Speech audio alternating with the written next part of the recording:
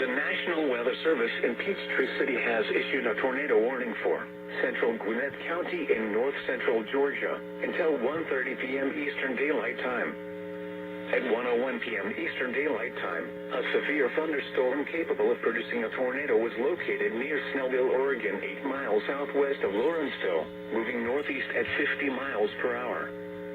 Hazard, tornado. Source, radar indicated rotation. Impact, flying debris will be dangerous to those caught without shelter. Mobile homes will be damaged or destroyed. Damage to roofs, windows, and vehicles will occur. Tree damage is likely. Locations impacted include Lawrenceville, Snellville, Dacula, Grayson, Mountain Park, Harbin, and Hog Mountain. Take cover now. Move to a basement or an interior room on the lowest floor of a sturdy building. Avoid windows.